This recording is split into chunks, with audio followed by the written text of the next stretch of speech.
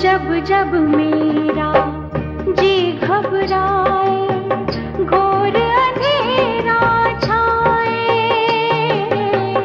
जीवन की हर उलझन को तू पल भर में सुलझाए। जब जब मेरा जी घबराए, घोर अंधेरा छाए, जीवन की हर उलझन को तू पल भर में सुलझाए। सच्ची शांति मिले तेरे मधुबन में शिव बाबा, सच्ची शांति मिले तेरे मधुबन में शिव बाबा, तेरी मुरली सदा सुनो।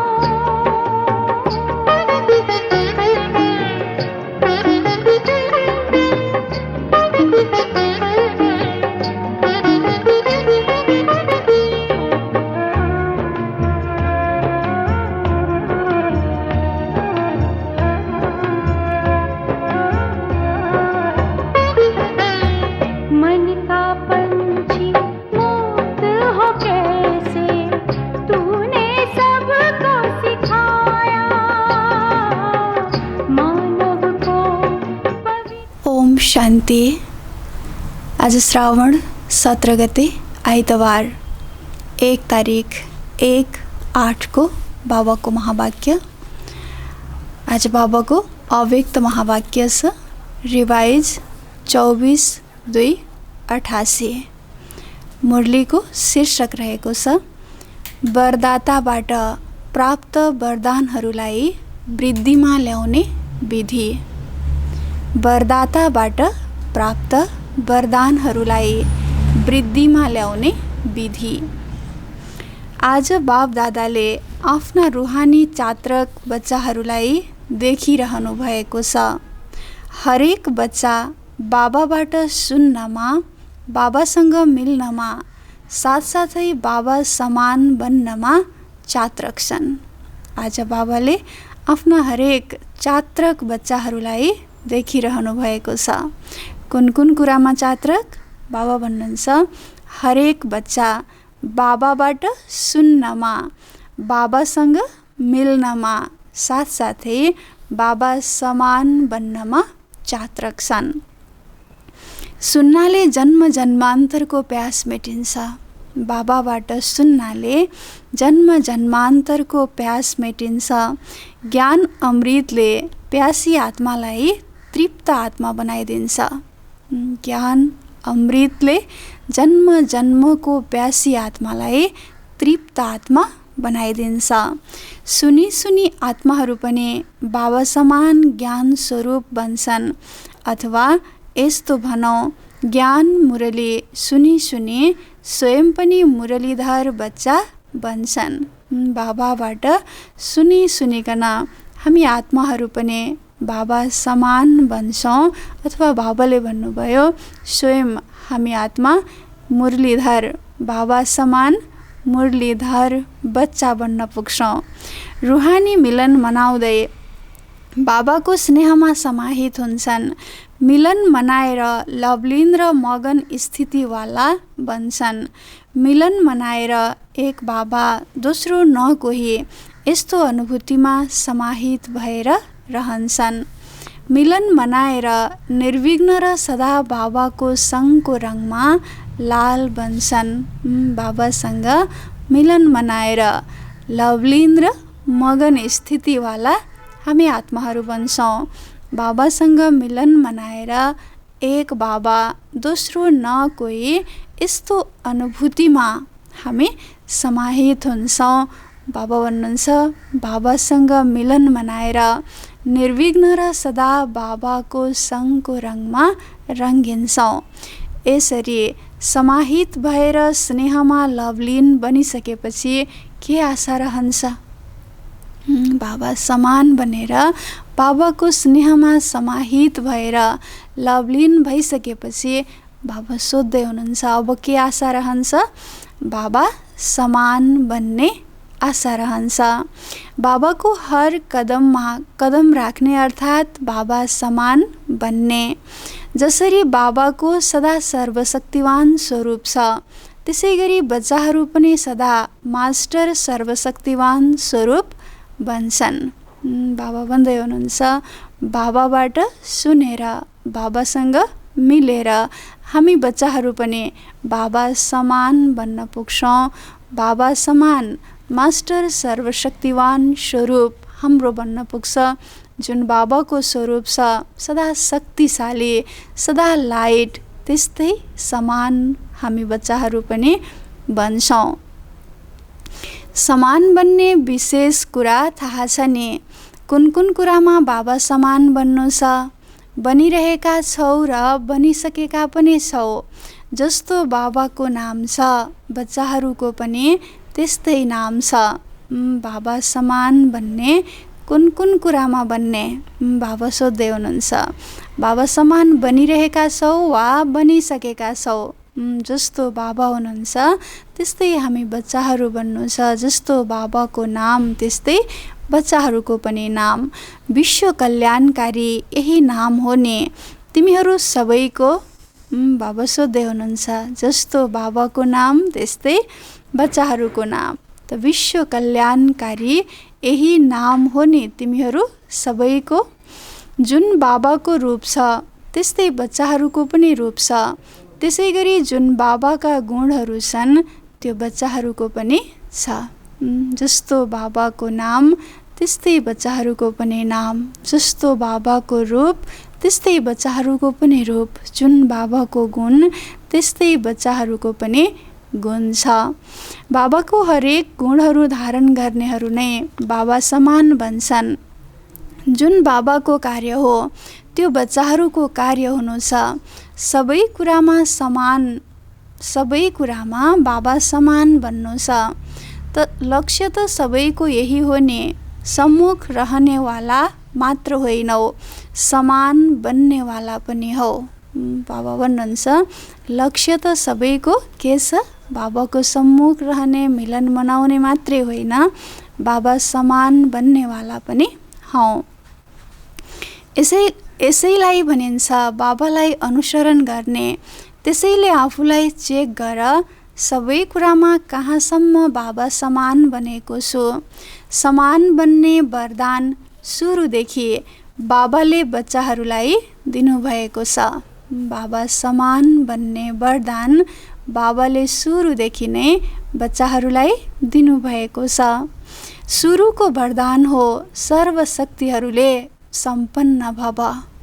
बाबाले दिनुभएको सुरुको वरदान हो सर्वशक्तिहरूले सम्पन्न भव। लौकिक जीवनमा पिता वा गुरुले वरदान दिन्छन्। धनवान भव, पुत्रवान भव, आयुष्मान भव वा सुखी भवको वरदान दिन्छन्। बाप दादाले के वरदान दिनुभयो? लौकिकमा पिताले वा गुरुले वरदान दिन्छन्, धनवान भव, पुत्रवान भव, आयुष्मान भव, सदा सुखी भव। त शिव बाबाले हामी बच्चाहरूलाई कुन चाहिँ वरदान दिनुभयो? सदा ज्ञान धन शक्तिहरूको धनबाट सम्पन्न भव। कस्तो धनबाट? ज्ञान धनबाट, सर्वशक्तिहरूको धनबाट सम्पन्न भव। यो वरदाता बाबाको आफ्ना बच्चाहरूप्रतिको वरदान। यही ब्राह्मण जीवनको खजाना हो। जहिलेदेखि ब्राह्मण जन्म लियो त्यति बेलादेखि सङ्गम युगको स्थापनाको कार्यमा अन्त्यसम्म जिउनु अर्थात् आयुष्मान भव। जति बेलादेखि ब्राह्मण जन्म लियो त्यति बेलादेखि सङ्गम युगको स्थापनाको कार्यमा अन्त्यसम्म जिउनु अर्थात् के भन्नुभयो बाबाले? आयुष्मान भव।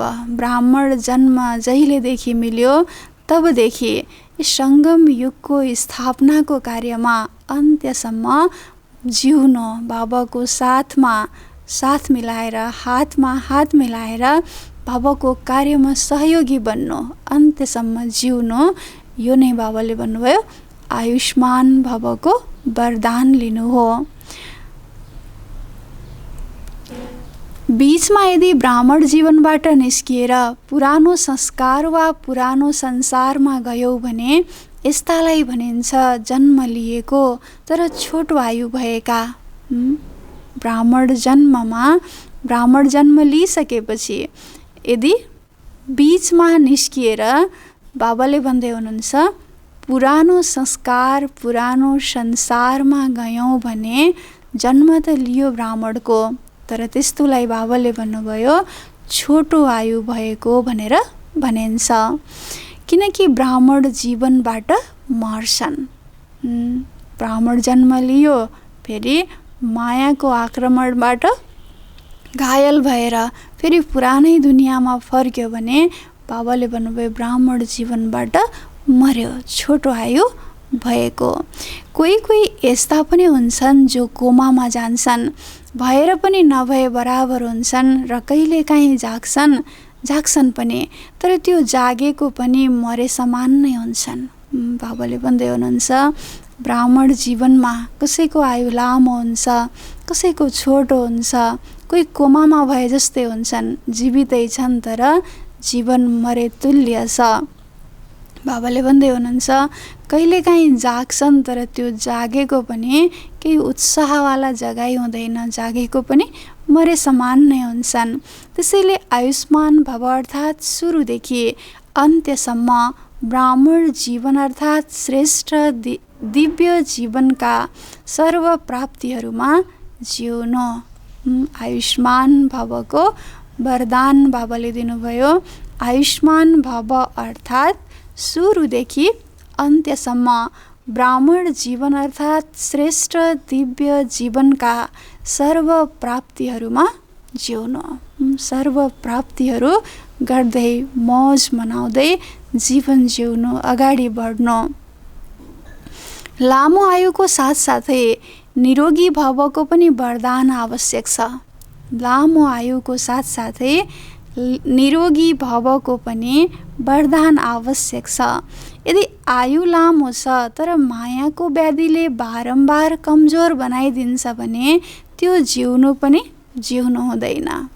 कसैको लामो आयु छ तर बारम्बार बिरामी भइरहन्छ, रोगको वशीभूत भइरहन्छ, व्याधि लागिरहन्छ भने बाबाले भन्नुभयो त्यो जिउनु हुँदैन।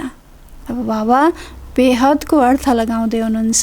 त्यसैले आयुष्मान भवको साथमा सदा तन्दुरुस्त रहनु छ अर्थात् निर्विघ्न रहनु छ। कुनै पनि विघ्न व्याधि अर्थात् विघ्नको वशीभूत हुनु हुँदैन। बारम्बार अलमलमा वा दिल सिकिस्त स्थितिको बेडमा पर्नु हुँदैन। जब बिरामी हुन्छ बेडमा पर्छ। बाबाले भन्नुभयो विघ्न बिरामीको रूप बनेर आउँछ।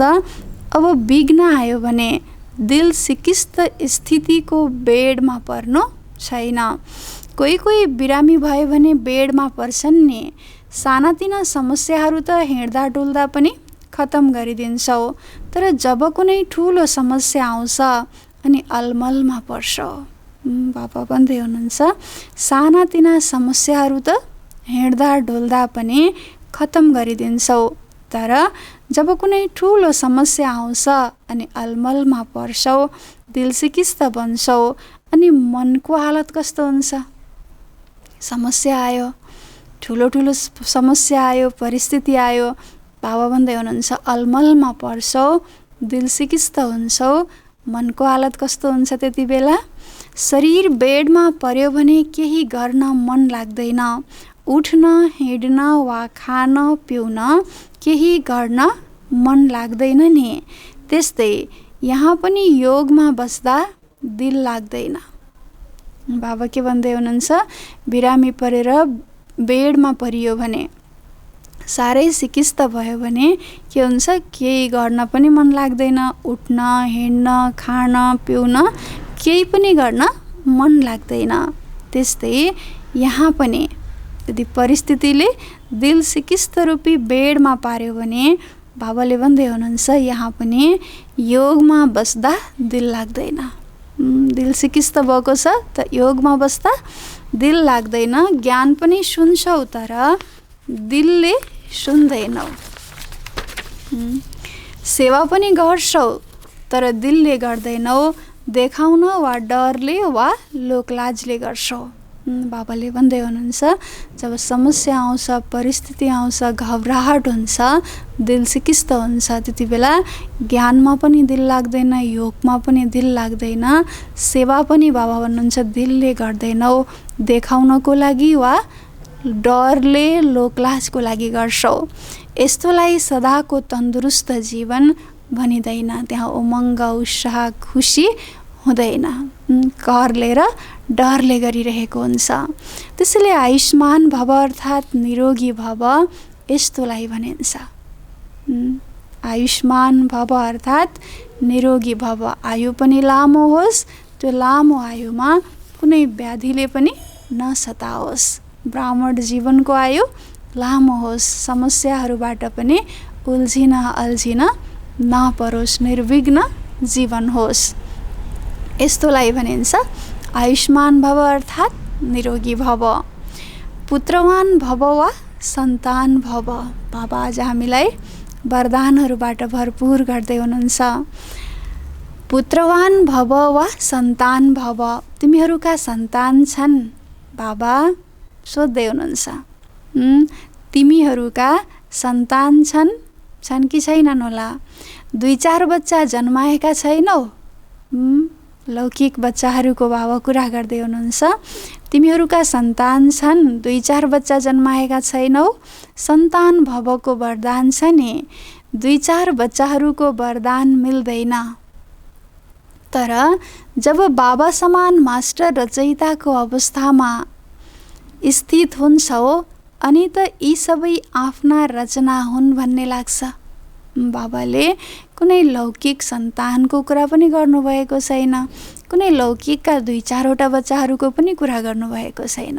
त सन्तान भवको वरदान अर्थात् बाबाले भन्दै हुनुहुन्छ जब तिमी मास्टर रचयिताको स्थितिमा स्थित हुन्छौ तब तिमीलाई लाग्छ यो सबै तिम्रै आफ्नै रचना हुन्।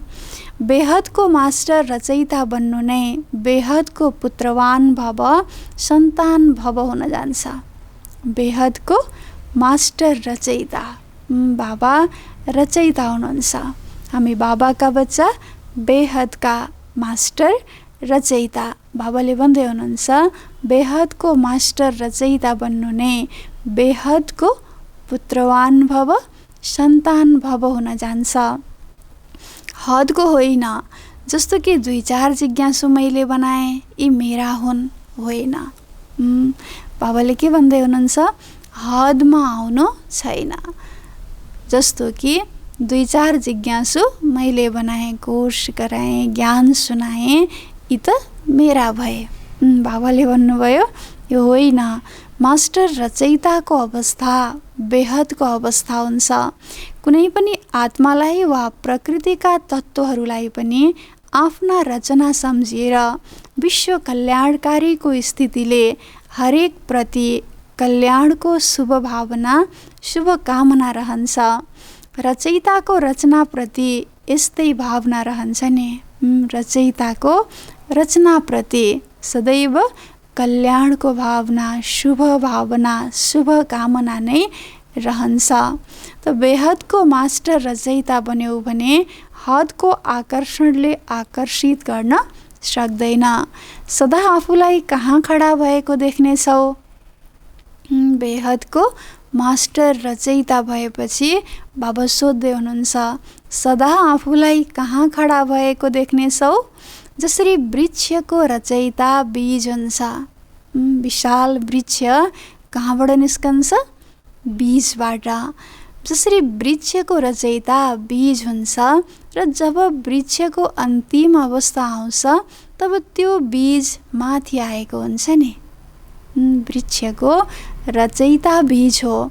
जब वृक्षको अन्तिम अवस्था आउँछ तब त्यो बीज फेरि फलको रूपमा माथि आएको हुन्छ नि।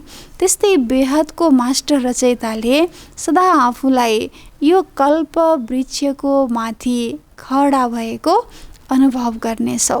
बेहदको मास्टर रचयिताले सदैव आफूलाई बेहदको कल्प वृक्षको माथि खडा भएको अनुभव गर्नेछौ। बाबाको साथसाथै वृक्षमाथि मास्टर बीज रूप बनेर शक्तिहरूका, गुणहरूका, शुभ भावना, शुभकामनाका, स्नेहका, सहयोगका किरणहरू फैलाउनेछौ। बाबा भन्दै हुनुहुन्छ, बाबाको साथसाथमा कल्प वृक्षको माथि खडा भएर सारा वृक्षमाथि मास्टर बीज रूप बनेर शक्तिहरूको, गुणहरूको, शुभभावना, शुभकामनाको, स्नेहको, सहयोगको किरणहरू फैलाउनेछौ। जसरी सूर्य माथि रहेको छ त्यसैले सारा विश्वमा स्वतः किरणहरू फैलिन्छन् नि। त्यसै गरी मास्टर रचयिता वा मास्टर बीज रूप बनेर सारा वृक्षलाई किरणहरू अर्थात् पानी दिन सक्छौ। जसरी सूर्य माथि रहेको हुन्छ, माथि रहेर सारा विश्वमा उसले स्वतः नै आफ्नो किरणहरू फैलाइरहेको हुन्छ, स्वतः नै किरण फैलिन्छन्।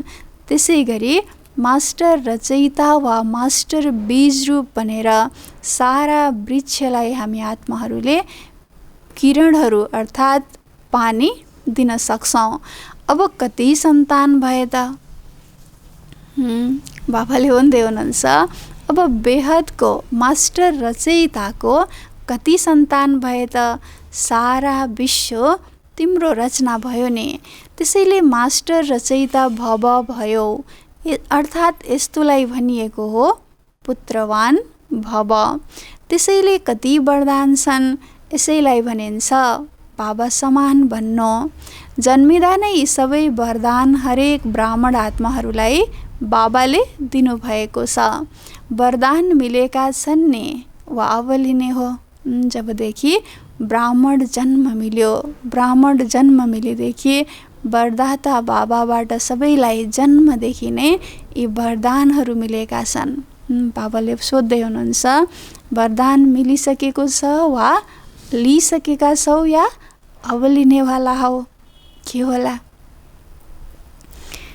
जब कसैलाई कुनै पनि वरदान मिल्छ भने वरदानको साथमा वरदानलाई कार्यमा लगाउने विधि पनि सुनाइएको हुन्छ। जब कसैलाई वरदान मिल्छ भने वरदानको साथमा त्यस वरदानलाई कसरी प्रयोग गर्ने, कसरी कार्यमा लगाउने त्यो विधि पनि सुनाइएको हुन्छ। यदि त्यो विधि अपनाएनौ भने वरदानको लाभ लिन सक्दैनौ।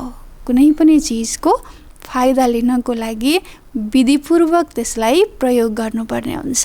त बाबा भन्दै हुनुहुन्छ, बाबाबाट वरदान त मिलेको छ, त त्यो वरदानलाई कार्यमा लगाउने विधि के हो, त्यो विधिलाई पनि हामीले ध्यान दियौँ भने त्यो वरदानको सम्पूर्ण लाभ लिन सक्छौँ। वरदान त सबैलाई मिलेका छन्, तर हरेक वरदानलाई विधिले मात्र वृद्धि प्राप्त गराउन सक्छौ। वरदान त सबैलाई मिलेका छन्, तर बाबा भन्नुहुन्छ हरेक वरदानलाई विधिले मात्र वृद्धि प्राप्त गराउन सक्छौ। वृद्धि कसरी प्राप्त गर्न सकिन्छ? त्यसको सबैभन्दा सजिलो र सबैभन्दा श्रेष्ठ विधि यही हो।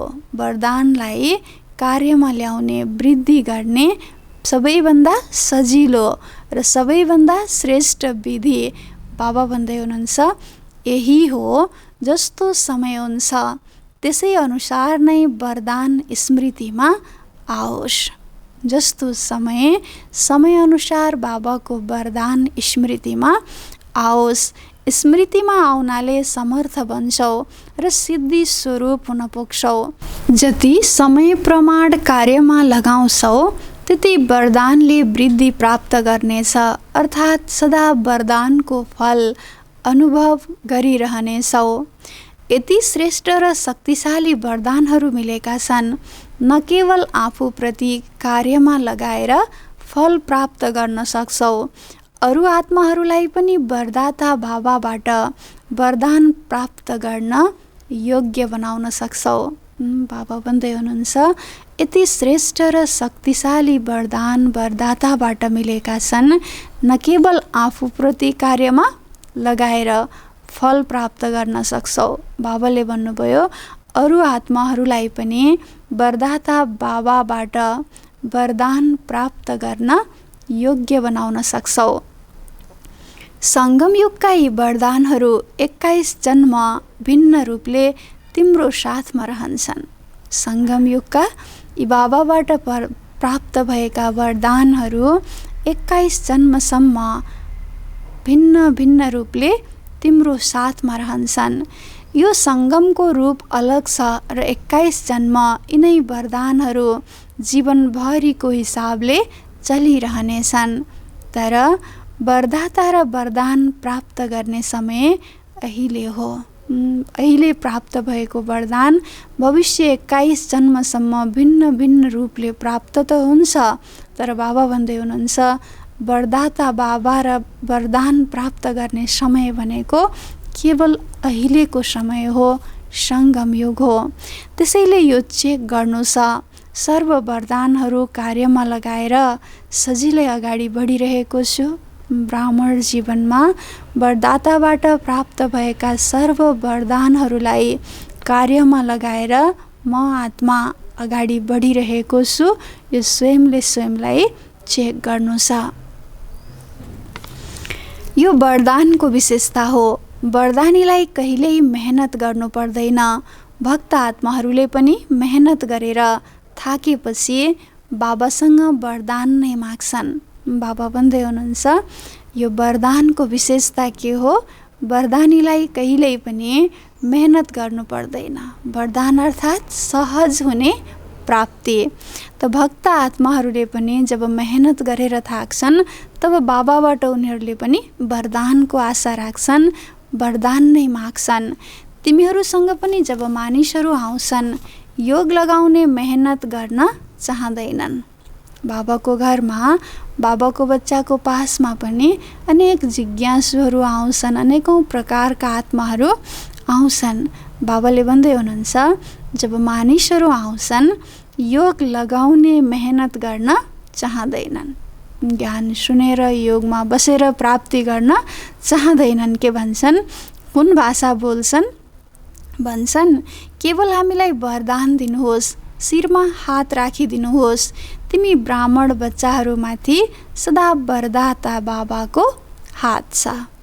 बाबाको बच्चाहरूसँग बाहिरको व्यक्तिहरू आएर के भन्छन्? बाबाले भन्नुभएको कुन चाहिँ भाषा प्रयोग गर्छन्? केवल हामीलाई वरदान दिनुहोस्, शिरमा हात राखिदिनुहोस्। योग लगाउने फुर्सद छैन, योग लगाउन चाहँदैनन्। बाबाले भन्दै हुनुहुन्छ सिधै प्राप्ति चाहन्छन्, वरदान चाहन्छन्, शिरमा हात राखिदिनुहोस् भन्छन्। त बाबाले भन्दै हुनुहुन्छ तिमी श्रेष्ठ आत्माहरू ब्राह्मण बच्चाहरूमाथि त सदा वरदाता बाबाको हात छ। बाबाको हात कुन चाहिँ होला? अब बाबाको वरदानी हात, बाबाले भन्नुभयो सदा तिमी बच्चाहरूको शिरमाथि छ। कुन चाहिँ हात छ होला? श्रेष्ठ मत नै हात हो। बाबाको श्रेष्ठ मत, श्रीमत नै हामी बच्चाहरूको लागि वरदानी हात हो। स्थूल हात त 24 घण्टा राख्दैनन् नि। कसैले पनि स्थूल हात त शिरमाथि 24 घण्टा त राख्दैनन्। यो बाबाको श्रेष्ठ मतको वरदान रूपी हात सदा बच्चाहरू माथि छ। बाबाको श्रेष्ठ मतको वरदान रूपी हात हामी बच्चाहरूको शिरमाथि 24 घण्टा छ। अमृत बेलादेखि लिएर राति सुत्ने बेलासम्म हरेक श्वासको लागि, हर सङ्कल्पको लागि, हरेक कर्मको लागि श्रेष्ठ मतको हात छँदैछ। बाबाको श्रीमत हामीलाई अमृत बेलादेखि राति सुत्ने बेलासम्म हर श्वासमा, हर सङ्कल्पमा, हर कर्मको लागि बाबाको मत मिलेको छ। यही वरदानलाई विधिपूर्वक चलाइरह्यौँ भने कहिल्यै पनि मेहनत गर्नु पर्दैन। बाबाको वरदान श्रीमत रूपी हात समाइराख्यौँ भने, वरदानलाई पालन गरिराख्यौँ भने बाबाले भन्दै हुनुहुन्छ कहिल्यै पनि मेहनत गर्नु पर्दैन। केवल वरदानलाई विधिपूर्वक चलाउन सिक्नु छ।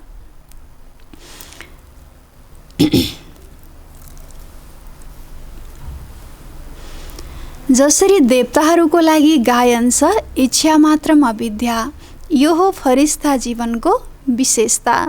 दैवी जीवनमा त इच्छाको कुरा नै हुँदैन भनिन्छ। देवताहरूको लागि गायन के छ? इच्छा मात्रम अविद्या। बाबाले भन्दै हुनुहुन्छ यो गायन, यो फरिस्ता जीवनको विशेषता हो। दैवी जीवनमा त, देवताई जीवनमा त कुनै इच्छा नै हुँदैन। त्यहाँ त सर्व प्राप्ति हुन्छ, सर्व प्रकारको भरपूरता, सम्पन्नता हुन्छ। त बाबाले भन्दै हुनुहुन्छ इच्छा मात्रम अविद्या अर्थात् यो फरिस्ता जीवनको विशेषता हो। ब्राह्मण जीवन सो फरिस्ता जीवन बन्छ, अर्थात् कर्मातीत स्थिति मिल्छ। बाबा के भन्दै हुनुहुन्छ? फरिस्ता जीवन, ब्राह्मण जीवन नै फरिस्ता जीवन बन्छ, अर्थात् कर्मातीत स्थिति प्राप्त हुन्छ। कुनै पनि शुद्ध कर्म वा व्यर्थ कर्म वा विकर्म वा पछिल्ला कर्म, कुन कुन कर्म? शुद्ध कर्म, व्यर्थ कर्म, विकर्म वा पछिल्ला कर्म। कुनै पनि कर्मको बन्धनमा बाँधिएर गर्नुलाई कर्मातीत अवस्था भनिँदैन। कुनै पनि कर्म, बाबा भन्दै हुनुहुन्छ चाहे शुद्ध कर्म होस्, चाहे व्यर्थ कर्म होस्, चाहे विकर्म होस्, चाहे पछिल्लो कर्महरू होस्, कुनै पनि कर्मको बन्धनमा बाँधिएर कर्म गर्नुलाई कर्मातीत अवस्था भनिँदैन। एउटा हुन्छ कर्मको सम्बन्ध, अर्को हुन्छ बन्धन। जसरी यो गायन छ हदको इच्छाबाट अविद्या, जसरी यो गायन छ हदको इच्छाबाट अविद्या, त्यसै गरी फरिस्ता जीवन वा ब्राह्मण जीवन अर्थात् मुस्किल शब्दको अविद्या, बोझबाट अविद्या, थाहा नै हुँदैन त्यो कस्तो हुन्छ। बाबाले भन्दै हुनुहुन्छ जसरी यो गायन छ इच्छा मात्रम अविद्या, बाबाले भन्दै हुनुहुन्छ हदको इच्छाबाट अविद्या, त्यसै गरी फरिस्ता जीवन वा ब्राह्मण जीवन अर्थात् बाबाले भन्नुभयो मुस्किल शब्दको अविद्या, बोझको अविद्या, थाहा नै हुँदैन कस्तो हुन्छ। ब्राह्मण जीवनमा, फरिस्ता जीवनमा जहाँ स्वयं बाबाको साथ छ, बाबा भन्दै हुनुहुन्छ त्यो जीवनमा मुस्किल भनेको के हो, बोझ भनेको के हो थाहा नै हुँदैन। त्यसैले वरदानी आत्मा अर्थात् मुस्किल जीवनको अविद्याको अनुभव गर्नेहरू, वरदानी आत्मा अर्थात् मुस्किल जीवनको अविद्याको अनुभव गर्नेहरू, यस्तालाई भनिन्छ वरदानी आत्मा। त्यसैले बाबा समान बन्नु अर्थात् सदा वरदाताबाट प्राप्त भएका वरदानहरूद्वारा पालिनु, सदा निश्चित विजयको अनुभव गर्नु। बाबा समान बन्नु अर्थात् सदा वरदाताबाट प्राप्त भएका वरदानहरूद्वारा पालिनु, सदा निश्चित विजयको अनुभव गर्नु, जहाँ कुनै चिन्ता छैन, जहाँ कुनै बोझ छैन, जहाँ कुनै मुस्किल छैन, वरदानहरूद्वारा पालना भइरहेको छ। जीवन सदा निश्चिन्त छ, निश्चित विजयको अनुभव छ। कति बच्चाहरूले पुरुषार्थ त राम्रो गर्छन्, तर पुरुषार्थलाई बोझ अनुभव गरियो भने त्यो पुरुषार्थ यथार्थ हुँदैन। कति बच्चाहरूले पुरुषार्थ त राम्रो गर्छन्, तर बाबा भन्नुहुन्छ पुरुषार्थ सहज होस्, कुनै बोझ त्यसमा नहोस्। यदि बोझको रूपमा पुरुषार्थलाई लियो भने त्यो यथार्थ पुरुषार्थ हुँदैन। अटेन्सन राख्नु यो ब्राह्मण जीवनको विधि हो। अटेन्सन राख्नु के हो? ब्राह्मण जीवनको विधि हो। हरेक कार्यमा, हर सङ्कल्पमा, हर बोलमा, हरेक कार्य गर्दा अटेन्सन राख्नु। बाबा भन्नुहुन्छ यो विधि हो, तर अटेन्सन टेन्सनमा परिवर्तन हुन्छ। स्वाभाविक अटेन्सन रहँदैन भने यस्तोलाई पनि यथार्थ अटेन्सन भनिँदैन। जसरी जीवनमा स्थूल ज्ञान हुन्छ, यो चिज राम्रो छ, यो कुरा गर्नुहुन्छ, यो गर्नु हुँदैन।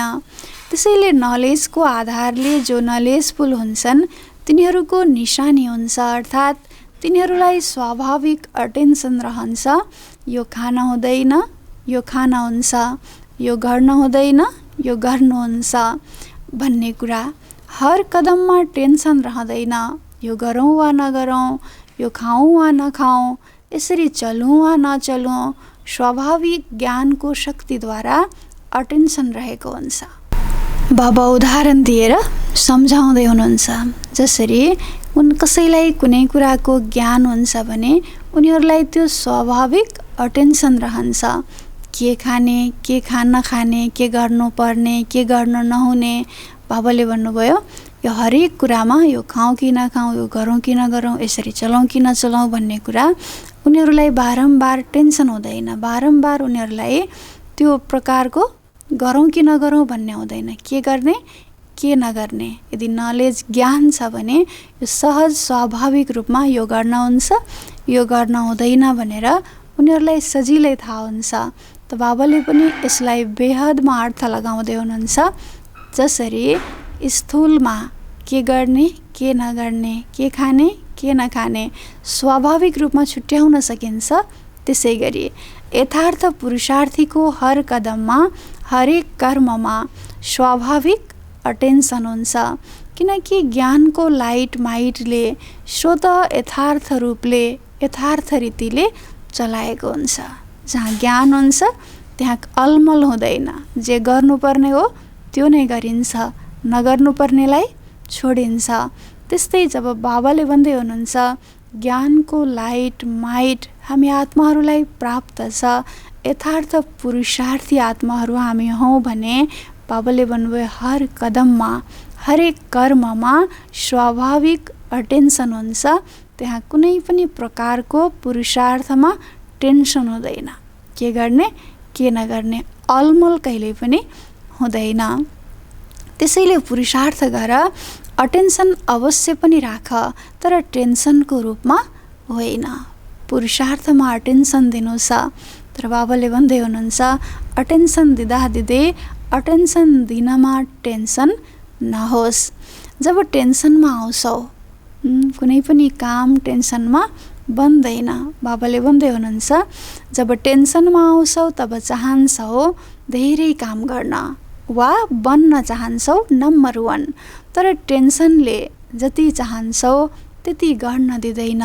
जे बन्न चाहन्छौ त्यो बन्न दिँदैन र टेन्सनले टेन्सन पैदा गर्छ। किनकि जे चाहन्छौ त्यो हुँदैन अनि टेन्सन बढ्छ। जब कुनै पनि कार्य गर्दा टेन्सनमा आउँछौ भने बाबाले भन्दै हुनुहुन्छ टेन्सनले कामलाई बन्नबाट बिगारिदिन्छ। धेरै राम्रो काम गर्न चाहन्छौँ, नम्बर 1 बन्न चाहन्छौँ, तर यदि टेन्सन छ भने त्यो टेन्सनले बिगारिदिन्छ। त्यसैले बाबाले भन्दै हुनुहुन्छ, जे गर्न चाहन्छौ त्यो गर्न सक्दैनौ, जति गर्न चाहन्छौ त्यो गर्न सक्दैनौ, जे बन्न चाहन्छौ त्यो बन्न सक्दैनौ। टेन्सनले टेन्सन पैदा गर्छ, बाबाले भन्दै हुनुहुन्छ। त्यसैले झन् अझै टेन्सन बढ्छ। त्यसैले कहिल्यै पनि टेन्सनलाई साथमा राख्नु छैन। पुरुषार्थ त सबैले गर्छौ, तर कसैले पुरुषार्थ बढी गर्छन्, कोही फेरि अल्छी हुन्छन्। पुरुषार्थी त सबै बाबाका बच्चाहरू हौँ। बाबा भन्नुहुन्छ कसैले पुरुषार्थ बढी गर्छन्, कोही फेरि अल्छी हुन्छन्। जे हुनु छ त्यो हुन्छ, हेरौँला, कसले देखेको छ र, कसले सुन्छ, यस्तो पनि भन्छन्। कसैले के भन्छन्, अल्छीहरू छन् भने बाबाले भन्दै हुनुहुन्छ, अल्छीले भन्छन् जे हुनु छ त्यो हेरौँला, कसले देखेको छ र, कसले सुन्छ र, यस्तो पनि भन्छन्। न त्यो राम्रो न यो राम्रो। त्यसैले ब्यालेन्सले बाबाको ब्लेसिङ वरदानको अनुभव गर्नु छ। न पुरुषार्थको लागि टेन्सन गरेको राम्रो, न पुरुषार्थमा अल्छी गरेको राम्रो। बाबाले भन्नुभयो, न टेन्सन राम्रो न अल्छी राम्रो। त्यसैले ब्यालेन्सले बाबाको ब्लेसिङ वरदानको अनुभव गर्नु छ। टेन्सनमा पनि आउनु छैन, अल्छी पनि भन्नु छैन। स्वाभाविक स्वभाव बनाउनु छ, निरन्तरको पुरुषार्थी बन्नु छ। सदा बाबाको हात म माथि छ, यो अनुभवलाई सदा स्मृतिमा राख। सहज पुरुषार्थको लागि बाबा टिप दिँदै हुनुहुन्छ। बाबा भन्दै हुनुहुन्छ कि सदा बाबाको हात म माथि छ, यो अनुभवलाई सदा स्मृतिमा राख। जसरी भक्त आत्माहरूले स्थूल चित्रलाई सामुन्ने राख्छन् र सम्झन्छन् शिरमाथि वरदानको हात छ, त्यसै गरी तिमीहरूले पनि हिँड्दा डुल्दा बुद्धिमा यो अनुभवको चित्र सदा स्मृतिमा राख्नु। बुझ्यौ, धेरै पुरुषार्थ गर्यौ, अब वरदानले पालिँदै र उड्दै जाऊ।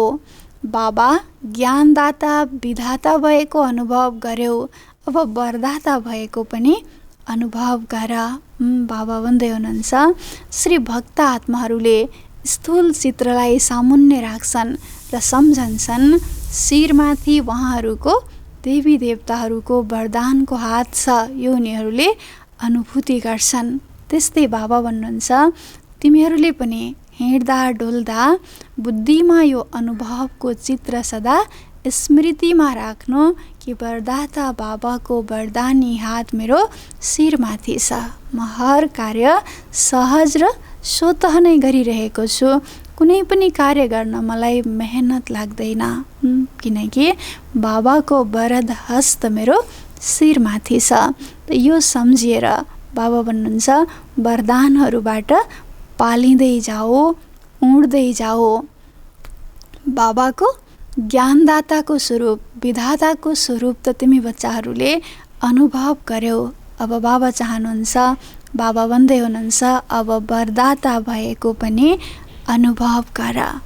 अच्छा, सदा हर कदममा बाबालाई अनुसरण गर्ने, सदा आफूलाई वरदाता बाबाको वरदानी श्रेष्ठ आत्मा अनुभव गर्ने, सदा हर कदमलाई सहजै पार गर्ने, सदा सर्व वरदानलाई समयमा कार्यमा लगाउने, यस्ता बाबा समान बन्ने श्रेष्ठ आत्माहरूलाई बाप दादाको वरदाताको रूपमा याद प्यार एवं नमस्ते।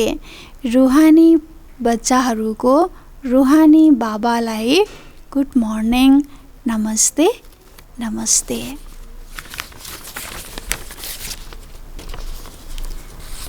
बाबा अब मुख्य महारथी भाइजीहरूसँग मिल्दै हुनुहुन्छ। जन्मेदेखि कति वरदान मिलेका छन्। महारथी भाइहरूसँग बाबा सोध्दै हुनुहुन्छ कि जन्मेदेखि कति वरदान मिलेका छन्। हरेकलाई आआफ्नो वरदान मिलेका छन्। जन्म नै वरदानबाट भएको छ। ब्राह्मण जन्म वरदानबाट जन्म भएको छ, नत्र आज यति अगाडि बढ्न सक्ने थिएनौ। वरदानले जन्म भएको हो, त्यसैले अगाडि बढिरहेका छौ। पाण्डवहरूको महिमा कम कहाँ छ र? हरेकको विशेषतालाई वर्णन गर्यो भने कति हुन्छ? यो जुन भागवत बनेको छ त्यो बन्छ। बाबा भन्नुहुन्छ कि बाबाको एक एक बच्चाहरूको विशेषताको वर्णन गर्यो भने यति धेरै हुन्छ, यति धेरै बच्चाहरूको विशेषता छ। बाबा भन्नुहुन्छ यो जुन भागवत बनेको छ बच्चाहरूको विशेषताको भागवत बन्छ। बाबाको नजरमा हरेकका विशेषताहरू छन्। अरू केही देखेर पनि देख्नुहुन्न, जानेर पनि जान्नुहुन्न। बाबा यति महान हुनुहुन्छ। हरेक बच्चाहरूको विशेषतालाई नै बाबा देख्नुहुन्छ।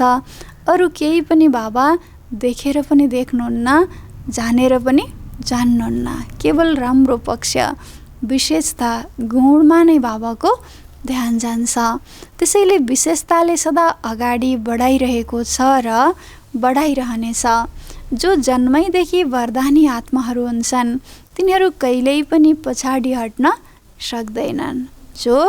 जसको जन्म नै वरदानबाट भएको छ, जन्मैदेखि वरदानी आत्माहरू बाबा भन्नुहुन्छ कहिल्यै पनि पछाडि हट्न सक्दैनन्।